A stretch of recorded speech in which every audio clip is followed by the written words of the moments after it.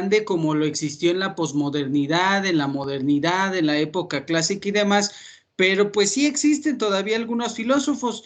Simplemente en la actualidad, o bueno, hoy en nuestros días, los filósofos no nada más se dedican a esta área del conocimiento, se dedican a otras cosas, periodistas, artistas plásticos, políticos, etcétera, y pues un sujeto que toda su vida le entregue por completo a la filosofía como antes, pues ya difícilmente hoy lo tenemos, pero eso no evita de que se siga teniendo algunos pensadores bastante importantes en la actualidad. El día de hoy vamos a tratar de abordar en esta semana un tema que a mí en lo particular me resulta bastante interesante, me atrae demasiado desde que tuve la oportunidad de estudiar en mi licenciatura. Tuve algunos temas que tienen relación con esto que les voy a comentar y que desde ahí me marcó toda la vida, ¿no? O sea, como profesor me marcó, siempre me ha llamado mucho la atención y siempre he sido una persona que cree en el patriotismo y que eso es aplicable a cualquier ámbito del que se pueda hablar. Entonces, estamos o estuvimos hablando durante todo este tiempo de filosofía occidental. Es turno de poder investigar, de indagar si es que existe la posibilidad de considerar una filosofía nacional, una filosofía mexicana. Y es una pregunta bastante compleja que realizar porque no podemos negar que la filosofía occidental la hemos considerado como la única o al menos la que mayor peso tiene y que si bien podemos considerar una filosofía nacional, siempre va a estar viviendo bajo la luz de la filosofía occidental. Si es que nosotros llegamos a considerar una filosofía nacional de manera existente, tenemos que someterla a que siempre va a estar comparándose con la filosofía de Europa y eso es algo que no lo podemos negar ni evitar. Sin embargo, esto no resta que se le pueda rescatar mucha importancia a la filosofía nacional que pueda surgir, a la filosofía regional que puede emerger y que al igual que la filosofía occidental, pues puede dejarnos muchas cosas bastante positivas y bastante adecuadas para el estudio del ser, del propósito de la vida, del propósito del sujeto en el mundo y otras tantas preguntas universales que se plantea la filosofía. Entonces vamos a checar, ¿sí? Vamos a entrar de lleno en el tema. Y pues para eso no les preparé algo en Prezi, ahora lo hice en PowerPoint, porque la abundancia del texto es mayor o la abundancia de datos es mucho mayor y pues acá resulta un poquito más cómodo trabajar en este software. Si alguien no llega a escuchar o si no se logra distinguir la ponencia, escríbanme para poder yo hacer y arreglar al respecto lo que se presenta. Entonces, vamos a comenzar a trabajar.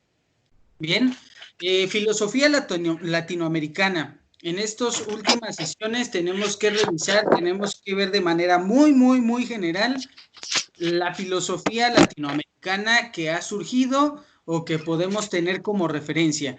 La cuestión es que es evidente que hay una filosofía latinoamericana, que hay una filosofía mexicana, hay una filosofía americana, hay una filosofía brasileña, sobre todo argentina, hay una filosofía guatemalteca, peruana, colombiana, venezolana.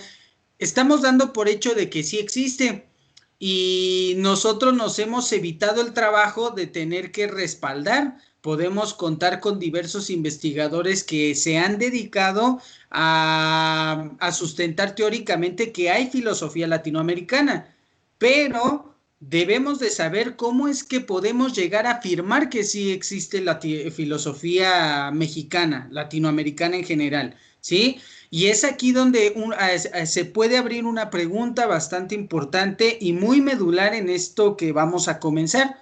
¿Es posible una filosofía auténticamente mexicana? O sea, ya no estamos hablando o dejamos de lado un poquito de que si existe o no.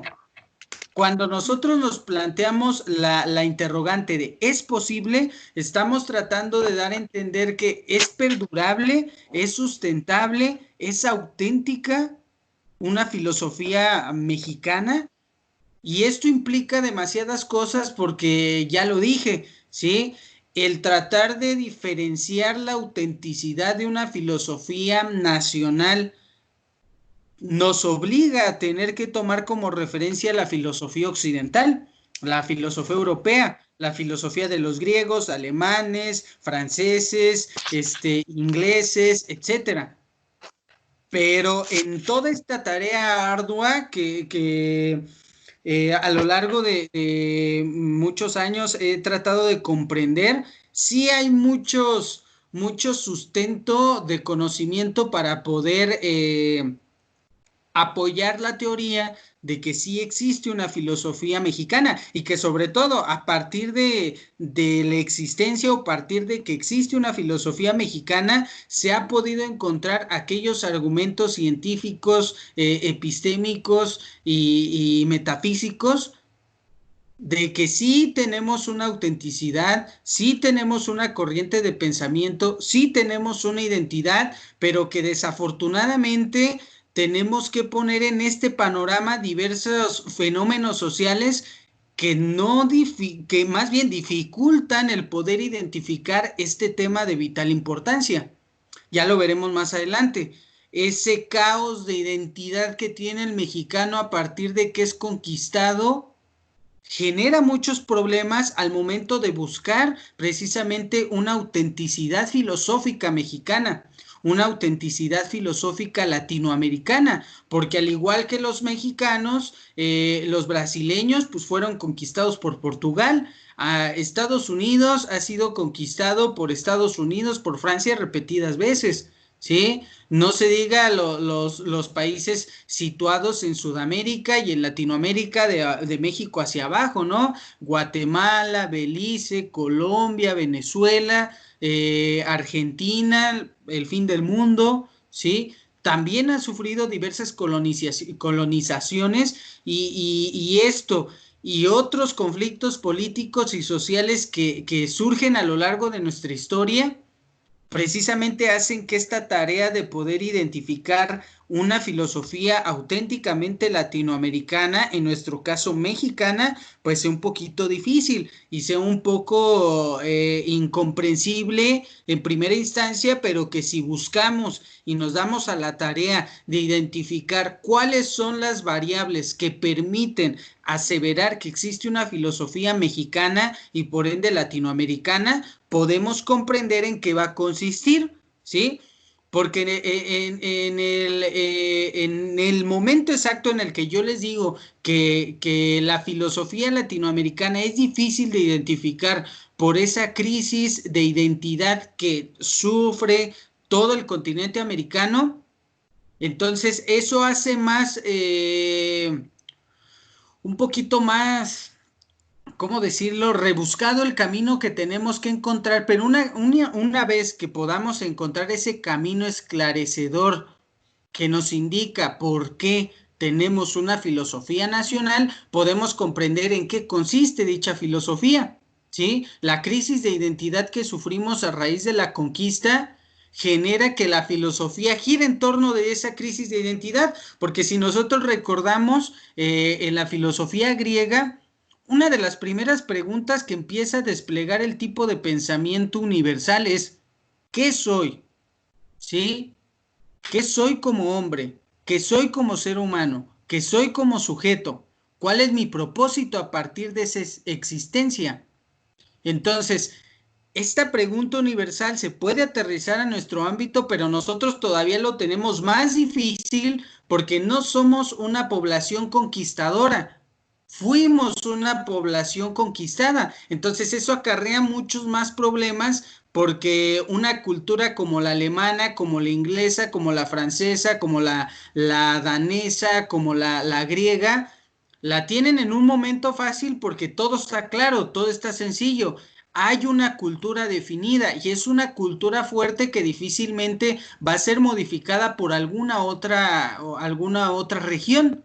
La cuestión es que nosotros no. Entonces, a raíz de esa crisis de identificarnos como seres, como cultura propia, como sujetos existentes con una epocalidad, con una particularidad de cultura, es ahí donde todo el meollo de la filosofía nacional va a girar bastante tiempo y se va a enfocar demasiado sobre este tema, y quizás esa es nuestra distinción de entre todas las otras culturas europeas, ¿sí? Que nuestra filosofía va a girar en torno a un elemento primordial para la comunidad latinoamericana, que es la identidad.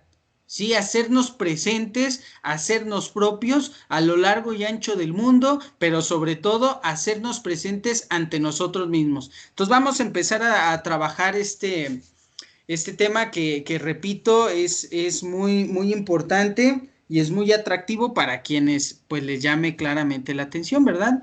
Habrá algunos que quizás no les llame la atención y que pues por ende les interese tres pepinos lo que les estoy hablando, pero bueno, si a alguien le puede servir esta ponencia y trabajar todos estos temas, pues qué bueno, ¿no? Entonces, hablar de filosofía mexicana, filosofía latinoamericana, es muy vasto, es muy complejo, tiene diversas variantes que desde estas mismas variantes nos puede detonar un camino inicial para poder comenzar con una discusión, ¿sí? Sobre por qué, cómo, de qué forma hemos cimentado una filosofía mexicana, una filosofía latinoamericana, pero pues es bastante intrigante, es bastante complejo. Entonces, nosotros, o bueno, al menos yo determino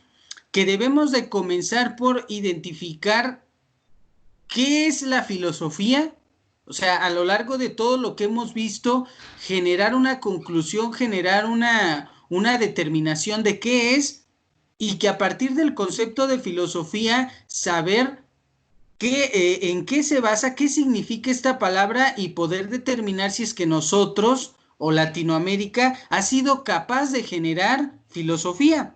Yo no puedo decir o no puedo empezar a mi ponencia con ustedes sin partir de la significación de este concepto, porque entonces si yo hablo de filosofía sin aclarar dicha palabra, no sabré qué es o qué hizo la cultura mexicana en relación al conocimiento, ¿sí? Y cómo es que se puede identificar este elemento de la cultura occidental hacia la cultura americana. Entonces creo que desde ahí podemos comenzar. No puedo entrar yo de lleno a conocer los grandes filósofos de México, los grandes pensadores, sin trazar una especie de círculo de tiempo para identificar precisamente o tratar de dar un inicio, marcar un punto de partida sobre este círculo de tiempo y saber cómo es que ha evolucionado la filosofía mexicana para poder encontrar y para poder saber cuáles son sus condiciones actuales,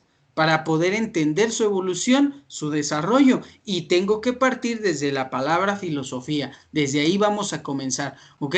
Entonces, ya les decía, si queremos nosotros comenzar a trabajar, empezar a estudiar la filosofía nacional, nos vamos a enfrentar a muchas dificultades. Aquí tengo algunas preguntas que esclarecen estas principales dificultades para comprender a la filosofía nacional. Ya lo decía yo, ¿es legítimo hablar de filosofías nacionales? ¿Existe una filosofía latinoamericana? ¿Qué características tiene o ha tenido esta supuesta o esa supuesta filosofía latinoamericana? Y aquí viene una pregunta también bastante intrigante. ¿Ha habido en Latinoamérica algún filósofo o filósofos suficientemente representativos, es decir, suficientemente importantes, suficientemente jerárquicos, suficientemente capaces como para poder, primero, afianzarlos como referentes de la filosofía nacional y sobre todo poder equiparar esa jerarquía frente a los grandes pensadores de Occidente, porque son como dos movimientos en uno. Primero, identificamos o tendríamos que identificar si estos filósofos tienen la sapienza, la sabiduría, la inteligencia para poder sobre sus hombros establecer una filosofía nacional. Y después, yo sé que no es tan positivo, pero a veces es obligado comparar estos filósofos con los grandes referentes europeos. Es por eso que les repito, son dos movimientos en uno, porque tengo que sustentar la filosofía sobre estos sujetos y después, de alguna manera, de forma indeseable, tener que compararlos con los filósofos europeos. ¿Y por qué compararlos? Pues para marcar un territorio, una jerarquía, para marcar una posibilidad de apropiación, pero sobre todo de referencia frente a las culturas del mundo restante, es decir, Europa, Asia, África, etcétera, ¿no? Entonces, aquí va a ser bastante interesante porque nosotros somos hijos de Europa en cierto sentido. Entonces, si provenimos o si somos un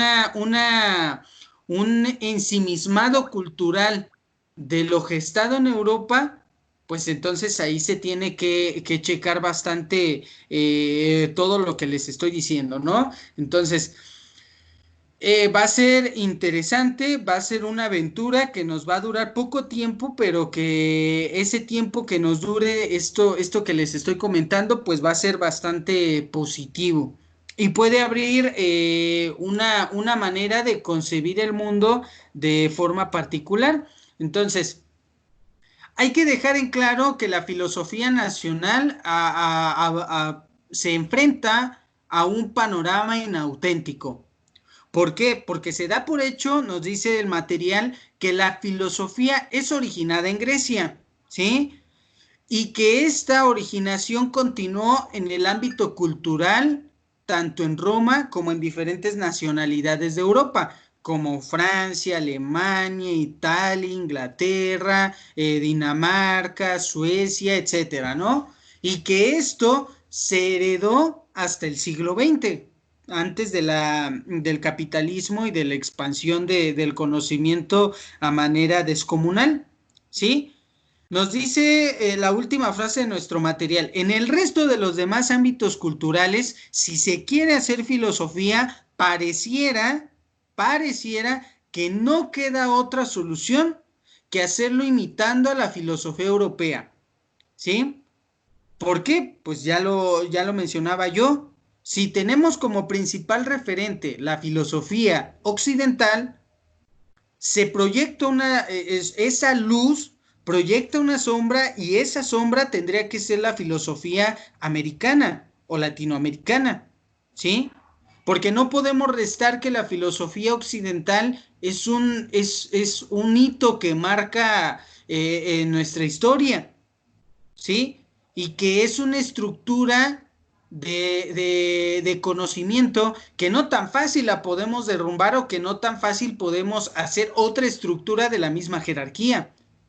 Entonces siempre va a vivir a la sombra, y eso en definitiva hay que aceptarlo. Pero sí podemos identificar que nuestra estructura de filosofía que Latinoamérica puede generar tiene cimientos específicos propios y tiene cimientos de vital importancia como la occidental o como la europea. Bien, entonces, cuando nosotros abordamos filosofías nacionales, tenemos que detectar tres posturas y de ahí nosotros poder adoptar una. Ya les comentaré cuál es la más viable de adoptar desde mi perspectiva, o al menos si se quiere comprender de forma adecuada la filosofía mexicana, ¿sí?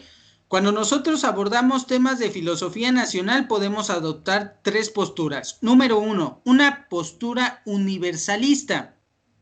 Esta postura consiste en defender que no hay más que una filosofía para todas las culturas, decantándonos por la filosofía europea, occidental, griega si se quiere ver, ¿no? Entonces, cuando tenemos una postura universalista, solo hay una filosofía, la europea, aplicable a cualquier cultura, ¿sí? Entonces, ¿por qué se aplica a cualquier cultura? Bueno, porque es viable o es factible que nazca o que esta raíz de análisis tenga que seguirse en cualquier región, de cualquier continente, en cualquier país, ¿sí?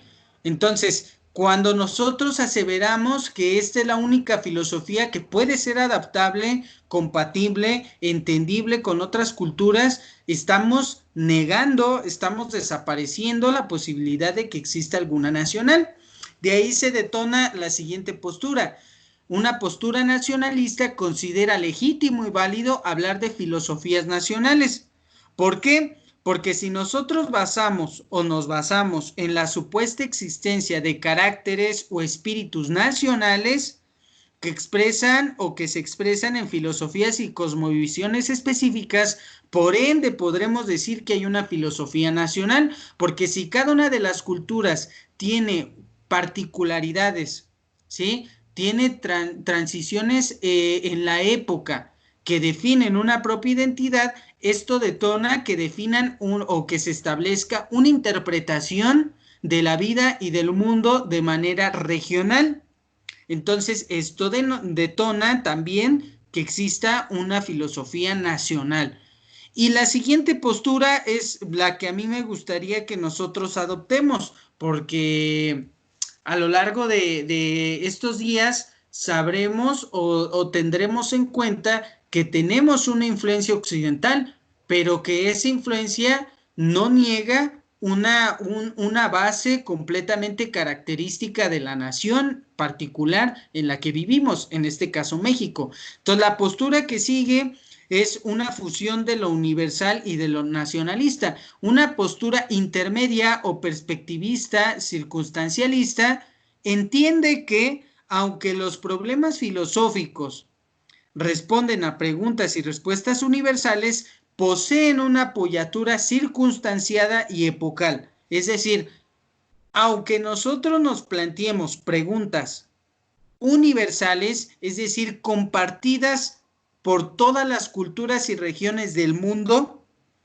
¿a qué nos referimos con esto? A que si nosotros como aztecas, como mayas, como náhuatl, nos hicimos preguntas universales, es decir, ¿qué es el ser? ¿Qué es el hombre? ¿Qué es la muerte? ¿Qué es el mundo? ¿Qué propósito tengo en dicho mundo? ¿Cuál es la finitud? ¿En qué consiste la muerte del hombre? Estas preguntas también se las plantearon en Grecia, también se las plantearon en Europa. Entonces, estamos hablando de que estas preguntas son universales porque surgen en cualquier cultura de cualquier región. Entonces, estamos partiendo de que hay una filosofía general, ¿sí? Y al hablar de una filosofía general, entonces también hablamos de que hay la posibilidad de una filosofía nacional, porque todos compartimos ese sentido filosófico, ese cuestionamiento filosófico, ese atrevimiento filosófico y sobre todo ese despertar filosófico. Pero que acorde a las preguntas universales habrá respuestas particulares, es decir, la respuesta que tienen los griegos ante estas preguntas puede ser distinta o puede ser similar, pero nunca va a ser la misma a las respuestas que dan los nahuas, los mayas, los aztecas frente a estas interrogantes universales.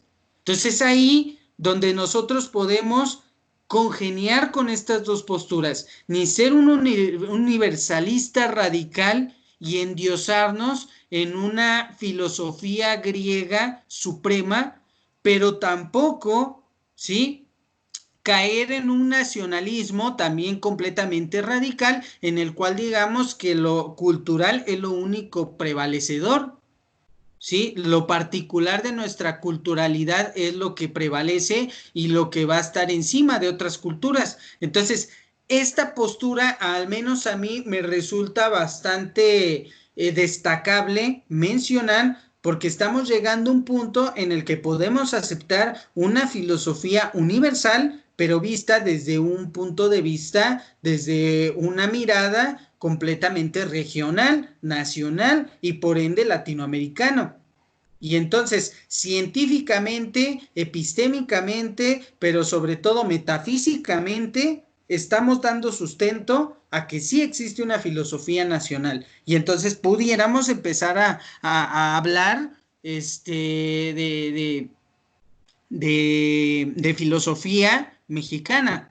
Entonces, para aclarar todos estos dilemas, primero, hay que aclarar el concepto de filosofía.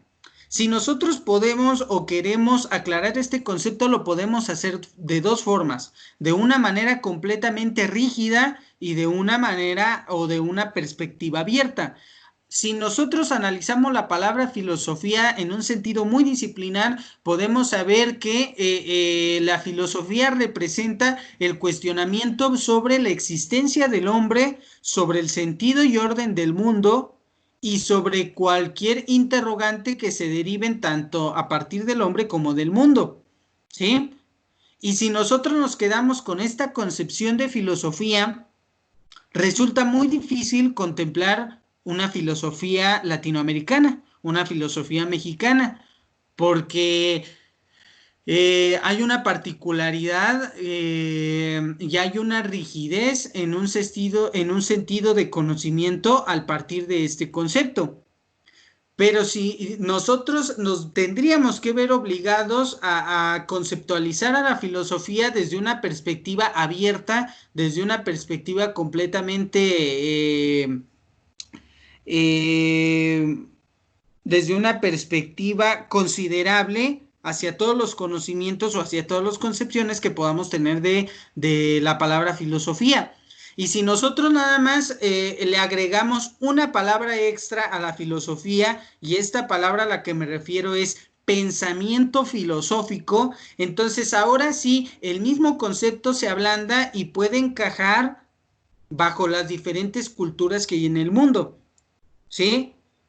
Porque es bajo el concepto rígido de filosofía, solamente la palabra filosofía, ¿sí? Vamos a encontrar que existe un modelo que es completamente jerárquico, que en este caso es el europeo, y que a partir del europeo no puede haber otro modelo más, porque el modelo europeo es el más acercado y el más desarrollado frente a todos los modelos que pueden surgir en todos los países, ¿sí? Y entonces, este hecho, este suceso fáctico, no nos va a permitir considerar o darle identidad a una filosofía nacional. Pero si nosotros vemos a la filosofía desde una perspectiva de pensamiento, entonces ahora sí, pensamiento filosófico equivale a considerar interrogantes, ¿sí?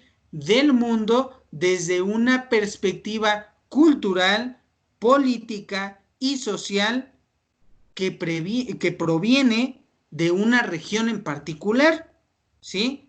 Entonces, pensamiento filosófico sí es un concepto que nos pueda dar un chance de sustentar una filosofía nacional, porque entonces, como el concepto de pensamiento filosófico es mirar desde una perspectiva regional el mundo, interpretar desde una perspectiva regional lo que hay a mi alrededor, comprender al sujeto. Entonces, cuando pongo este concepto de regional, que deriva de la significación de pensamiento filosófico, entonces ahora sí tengo un sustento para poder decir o para poder argumentar que sí existe una filosofía nacional. Entonces, nosotros podemos ver que la principal autenticidad de la filosofía latinoamericana parte de características culturales, ¿sí? Porque la interpretación del mundo desde una visión regional te obliga a que conozcas la cultura, conozcas la política, conozcas la sociedad, conozcas la religión de determinado sitio para poder entender cómo es que ese sitio mira el mundo que le rodea. Entonces, esta esencia nos puede dar a entender que sí existe una filosofía completamente regional y particular.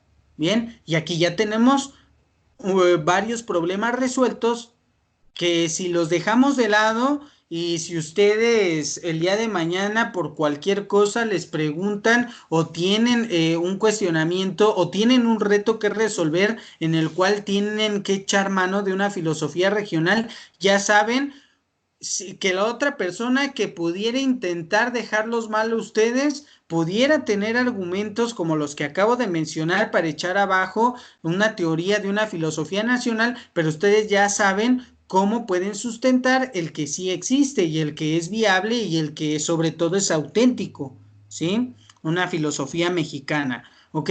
Entonces, nosotros al momento de aseverar que para poder entender una filosofía mexicana hay que revisar la cultura, la historia, la política, la sociedad, la religión de nuestro país para identificar en qué consiste la filosofía mexicana, creo yo prudente y necesario saber que si ya existe una filosofía mexicana, ¿cómo es que se ha desarrollado? Bien, entonces nosotros tenemos que partir de que antes de la conquista nosotros teníamos culturas precisamente prehispánicas, es decir, antes de España, que poseían sus propios rasgos, que poseían sus propias esencias y que estos idealismos, estas consideraciones de la concepción del mundo son como tal nuestra propia filosofía arcaica, nuestra filosofía antigua,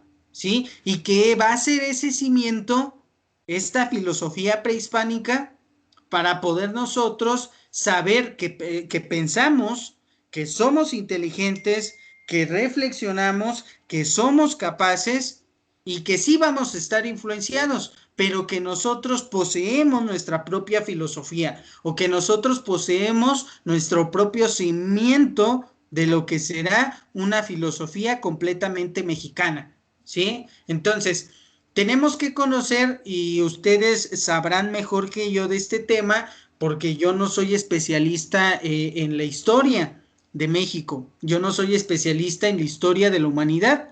Bien, ustedes con la materia de historia de México y de historia universal sí son expertos de este tema que vamos a abordar y ustedes sabrán mejor que yo y si alguien observa que hay algún dato mal establecido, con toda confianza me pueden corregir porque ustedes son los expertos de este tema. Bien, entonces vamos a revisar de forma muy general algunas de las culturas prehispánicas antes de la conquista que poseían su propia filosofía, ¿sí? Su forma de pensamiento particular de pensamiento filosófico y que nosotros tenemos que considerar para saber cuál ha sido la evolución de la filosofía mexicana y cómo es que, cuál es el motivo del por qué se encuentra o por qué filósofos que veremos como Octavio Paz, Samuel Ramos, José Vasconcelos, Justo Sierra, entre algunos otros, ¿sí? ¿Por qué tienen o presentan un modelo filosófico particular y cuáles son las bases que los hacen determinar dicha filosofía como esencialmente mexicana? Bien, entonces nosotros nada más hablaremos de dos culturas completamente especiales, que en este caso es la náhuatl y la maya, ¿sí? Hay otras culturas que también son representativas en la cultura mexicana, ¿sí? En el país mexicano, pero por cuestión de tiempo y por cuestión de jerarquía, de importancia, estas dos son las que son máximos referentes y que superan por mucho a las otras culturas como la azteca, como la otomí, inclusive nosotros vamos a ver que la náhuatl pues, es una mezcla de varias culturas y que gracias a esa mezcla, pues al abordarla estamos también considerando algunas otras. Entonces vamos a comenzar por el pensamiento de los nahuas, ¿sí? En este caso, los nahuas son una comunidad completamente indígena que es bastante importante, es de mucha significación para nuestro estudio. ¿sí? Nosotros vamos a partir de lo que ha podido investigar o lo que nos ha podido ofrecer un famoso filósofo y antropólogo mexicano llamado Miguel Ángel León Portilla. Él toda su vida se dedicó a estudiar este tipo de cultura y todos sus libros giran en torno a ello. Es una persona bastante intelectual que tiene doctorados, honoris causa, tiene doctorados completamente cursados, maestrías y demás, que giran en torno a la concepción de nuestra cultura prehispánica, que en este caso es la náhuatl. Entonces, él afirma a través de todos sus trabajos de investigación que entre los nahuas sí existía una auténtica filosofía, ¿sí? Es decir, sí existía un pensamiento que era completamente técnico y superior a considerar como respuesta, ¿sí? Es decir, ellos rebasaban el hecho de querer responder a sus preguntas desde un punto de vista religioso y mitológico. Entonces es por eso que son ellos de fundamental estudio, o nosotros tendríamos que estudiarlos de forma muy importante, porque los nahuas es aquella cultura que por primera vez en nuestro país decidió no quedarse solamente con información o con respuestas a sus preguntas completamente religiosas. Ellos querían una verdad y esa verdad tendría que acercarse al mundo natural y por ende al mundo científico, al mundo de los sentidos. Entonces, así como los griegos, en lugar de seguir creyendo en dioses, creyeron más en la razón humana, nosotros también tenemos la particularidad de que tuvimos una cultura que hizo lo mismo que aquella poderosa región, que en este caso es la griega, ¿sí? Y que si nosotros pensamos que en un momento dado somos menos que las culturas europeas, no es cierto.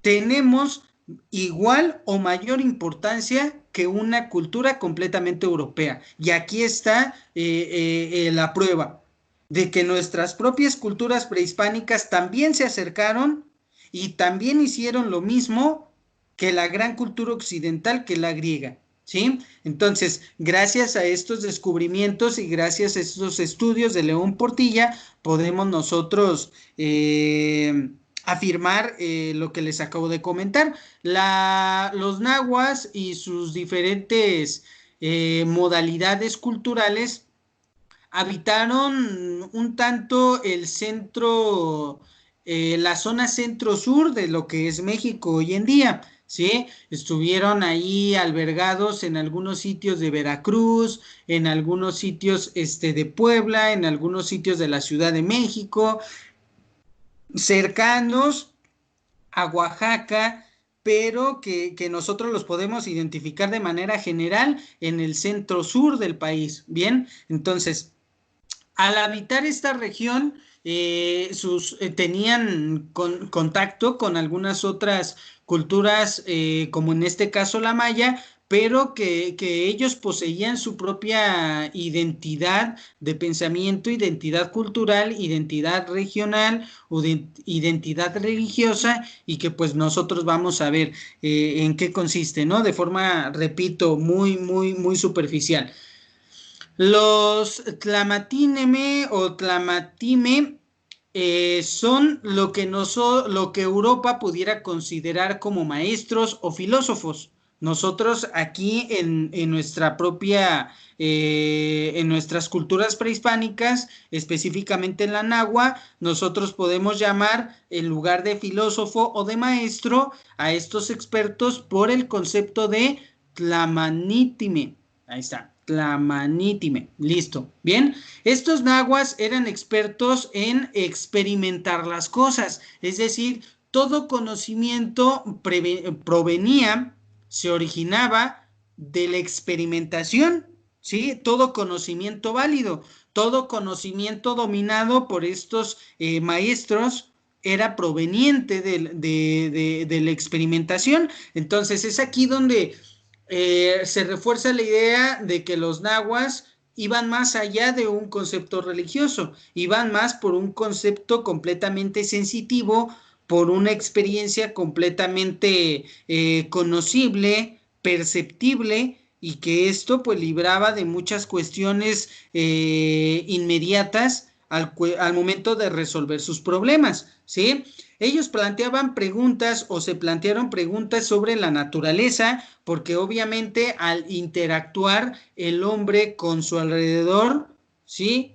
Podían conceptualizar en que existía el hombre, pero también existía un mundo, y que esa interacción entre hombre y mundo era fundamental para poder conocer.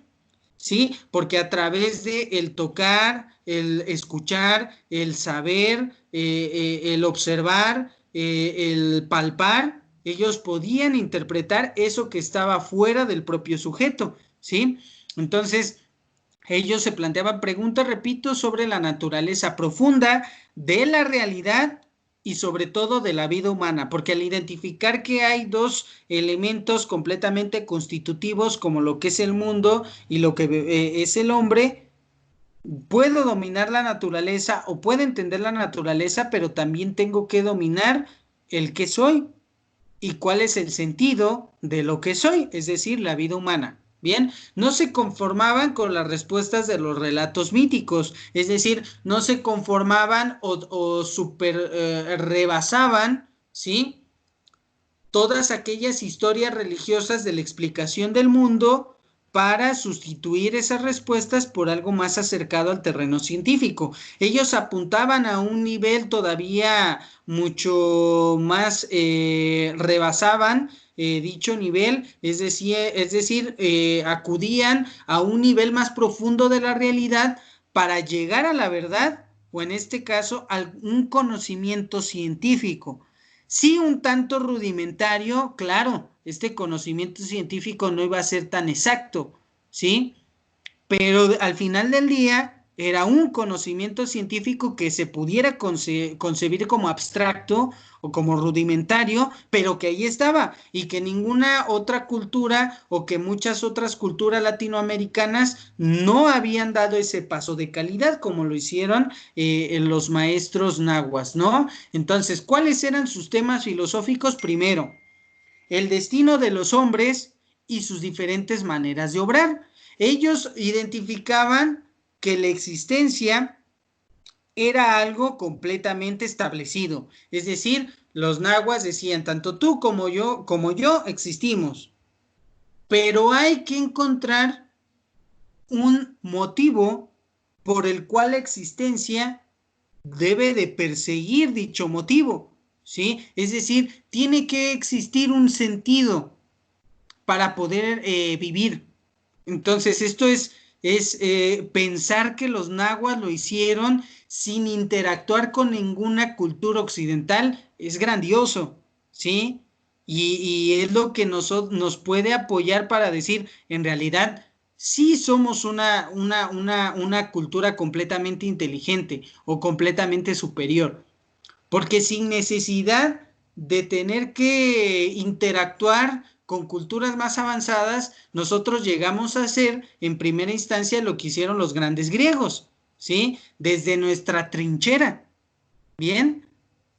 Entonces, la permanencia de nuestra vida o el por qué vivimos, por qué existimos, de cierta forma es incierta, ¿sí? Porque aquello que yo debo de identificar como elemento que es perseguido por la propia vida o ese elemento que la existencia le va a dar sentido o la existencia va detrás de eso, de aquello, es completamente incomprensible en primera instancia. ¿Sí?